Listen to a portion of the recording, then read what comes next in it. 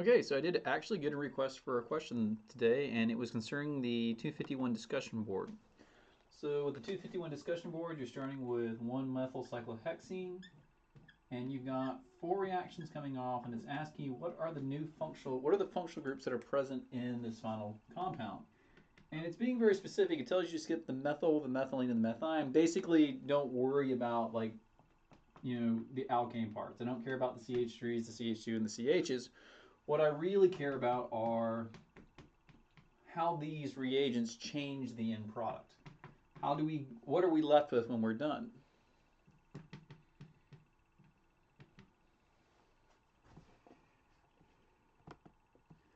So for the first one, BR2, this is actually the test that you've been conducting a lot this semester, where we've looked at bromine addition to alkanes.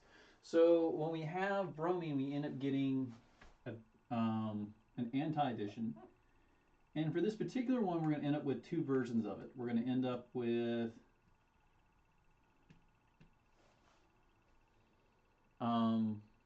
actually no, there's only 1 version of this, right? Because even if we flip it, no, there's 2 versions. Anyway, the thing is the bromines are trans to one another.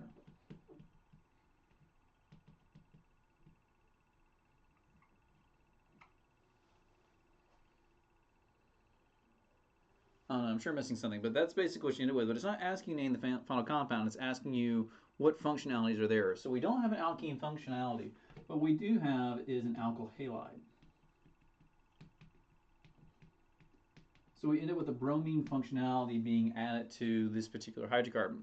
Now, this lambda plus bromine here, the thing to keep in mind is that when we throw the lambda in here, the light, we're going to end up doing a substitution. And this is why I didn't ask you to name the compounds, is that actually with these alkenes, there are special positions that are replaced because of the double bond. Specifically, these 2 positions are replaced preferentially when you go in for Orgo 2. We'll learn why. These are what are called allylic hydrogens. They are resonance stabilized, so once we create a radical, that double bond will turn around and stabilize them. So we'll actually get substitution here, here, and here before we get anywhere else substituted. But we still keep the alkene. So we still have an alkene functionality, but we also now have an alkyl halide functionality too.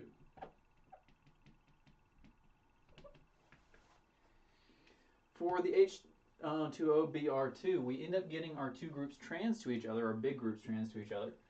This is an anti-addition, and we end up with both enantiomers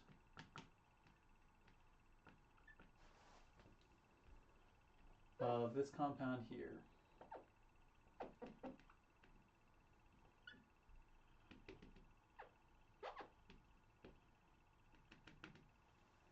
So this would be 2-bromo, 1-methyl cyclohexanol, and it would be the E configuration. So for both, we're going to end up with the E 1-bromo, 2-bromo, 1-methyl cyclohexanol. But again, I'm not asking you to name these compounds, particularly with the next one we're going to see. You don't even know how to name these compounds in Organic 1.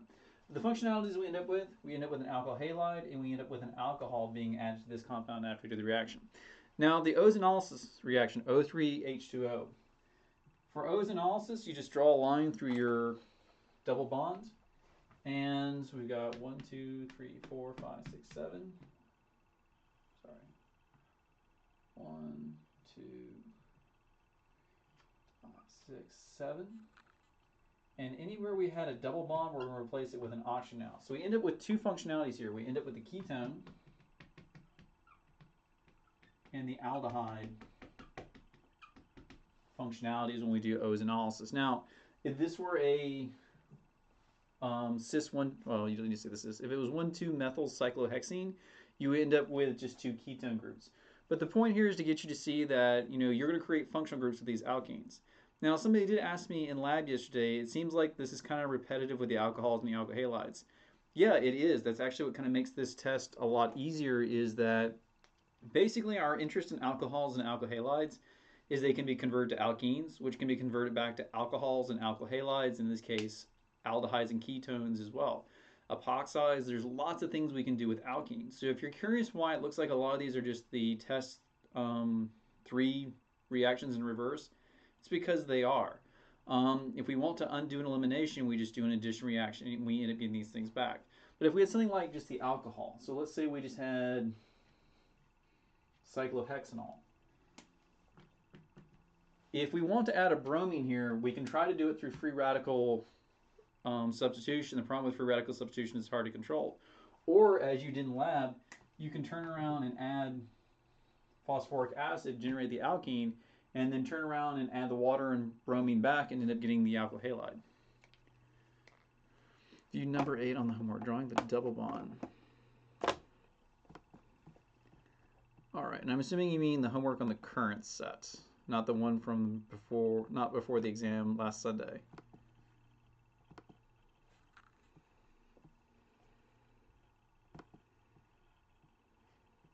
Well, of course you are, because you're talking about alkanes.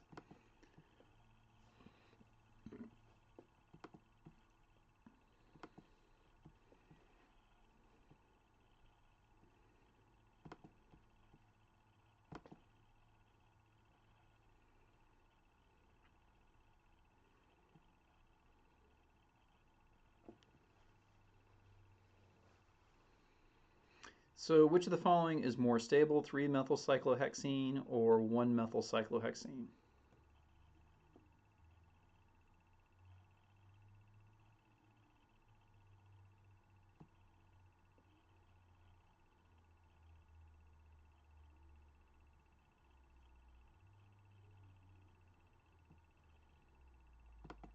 What?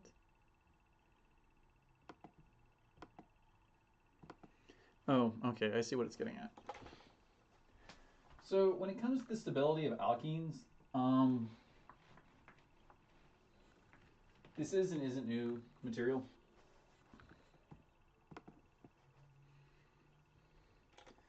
So it's asking you about 1-methylcyclohexene versus 3-methylcyclohexene.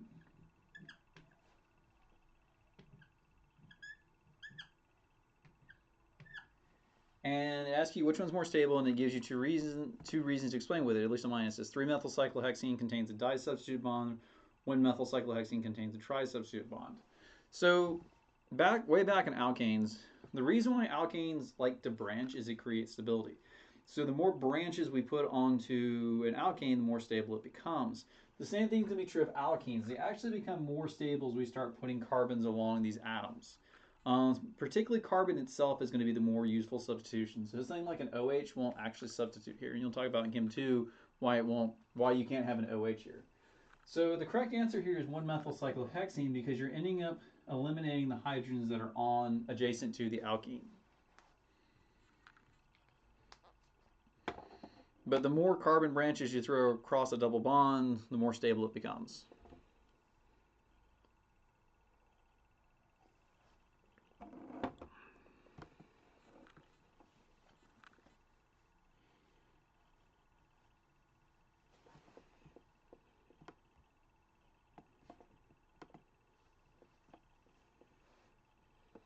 Other questions?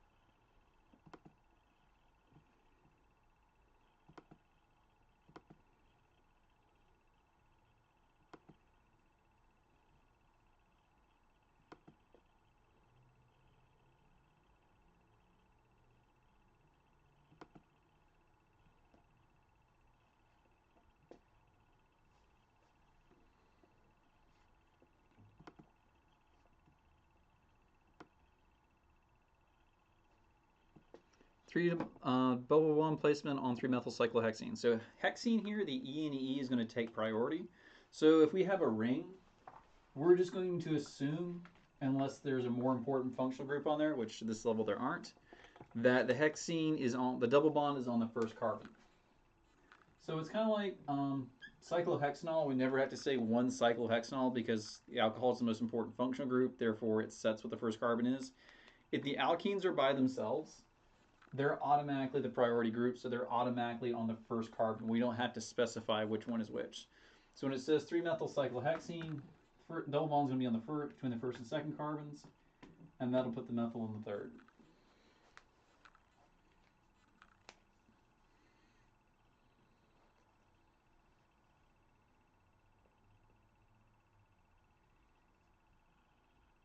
And I can't remember off the top of my head which is more important, alcohol and alkene. I think the alcohol is the more important one. I need to go check through my notes though.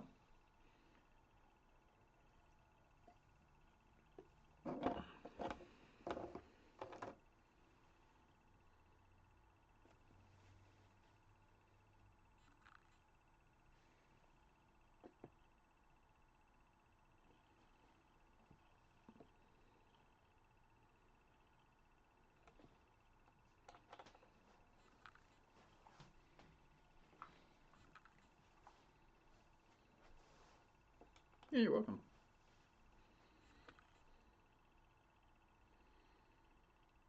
Yeah, the hard part with alkanes is that everything's equal priority, but once you start getting to alcohols and alkenes and alkynes, it gets easier. You have to memorize the priority of the groups, but that's a lot easier than saying, okay, which way do I number it to minimize the numbering?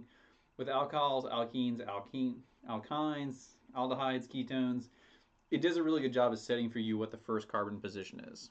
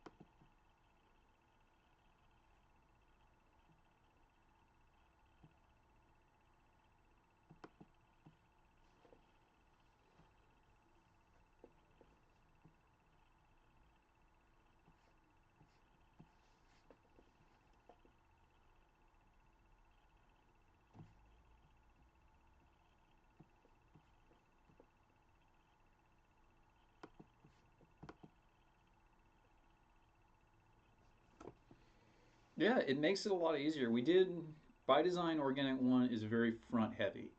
And then everything that kind of follows the semester gets easier and easier and easier, particularly because the chill starts building on it. So if you've got that good foundation from test 1, test 2, and I think those are the 2 foundation exams, you're solid for the rest of the semester. And what you're going to find with alkynes, there's a few exceptions, but alkynes are your last exam in ethers. Alkynes are just alkenes with the ability to absorb one more thing. So instead of absorbing one bromine molecule, they absorb 2. Instead of absorbing 2 HCl molecules, they absorb 2. The only weird one is water. Alkenes absorb water to form an alcohol. Alkynes absorb water to form a ketone. But other than that, they follow the same rules in terms of Zaitsev rule. There's a few more reactions you have to learn for how to create them. You have to learn about working with sodium amide. But other than that, they're really pretty straightforward. They're just alkenes to the extreme.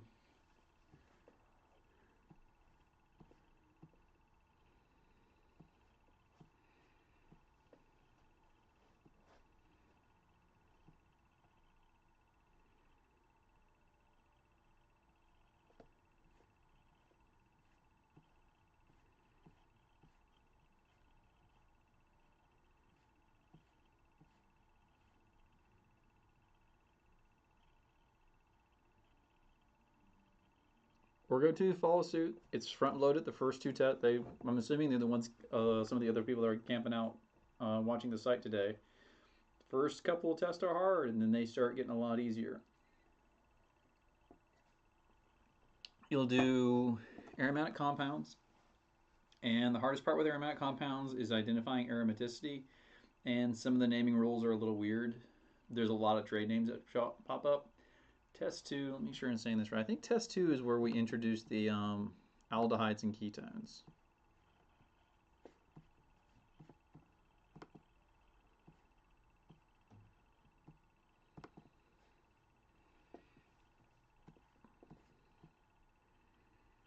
Actually, no, test 2 is super easy. Organometallic compounds, diols, ethers, epoxides, sulfides, and then aldehydes, ketones, carboxylic acids, nucleophile substitution. After that, you'll do enols, elates, esters, and amines.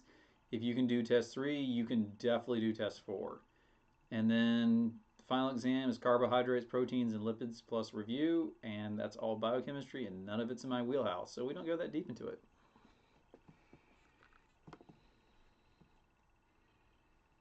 If you can survive the first 3 exams in Orgo 2, you will probably pass the class just fine.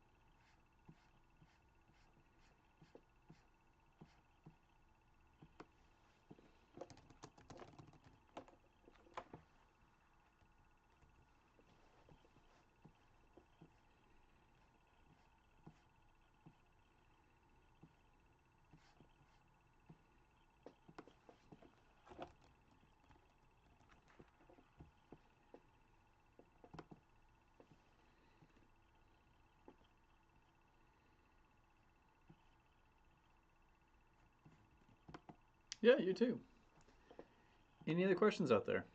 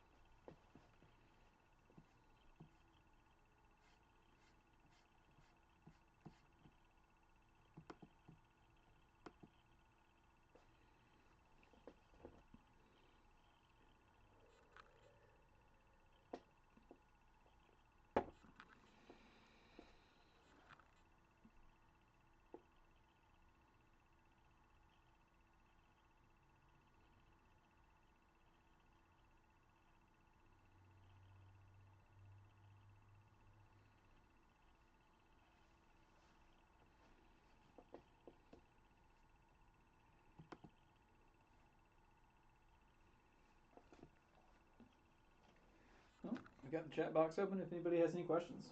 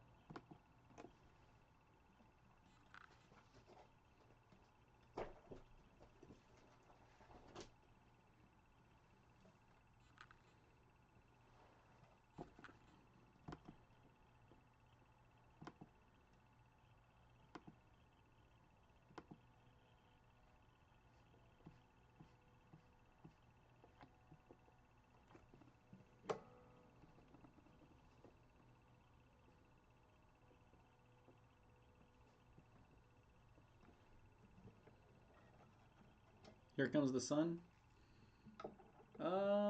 Parts of it aren't bad. Parts of it are incredibly hard.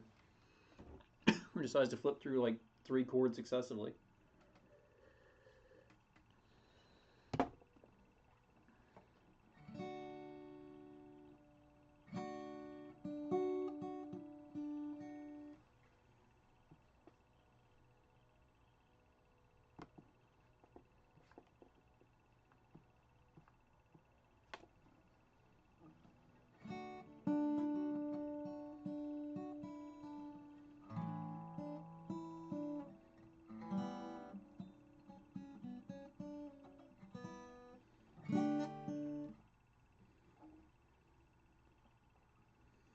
You know, in addition to all your other hobbies there, Sam.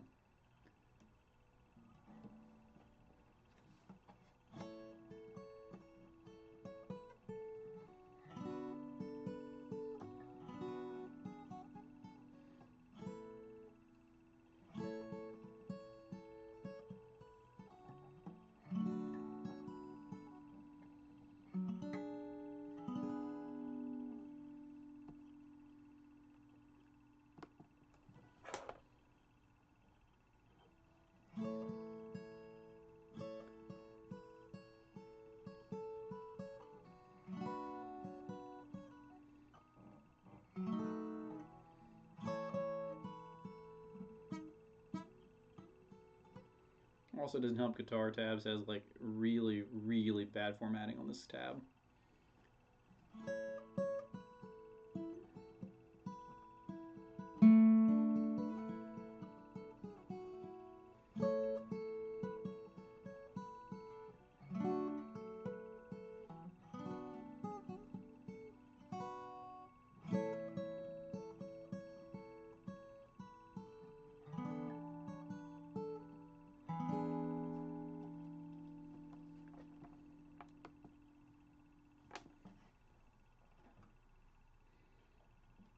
Yeah, why not just master all of them?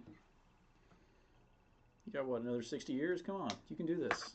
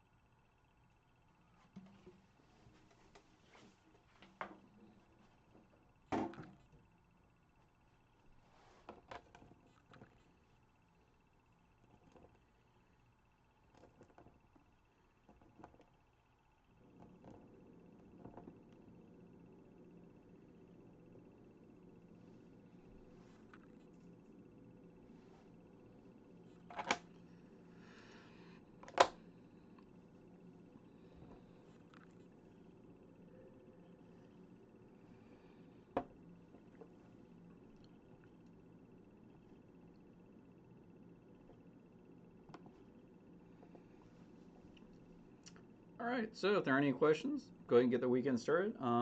Those of you in Orgo 2, yeah, just email me if you have any issues this weekend. Otherwise, I won't see any of you Tuesday. Do remember that's a faculty PD day. You can show up.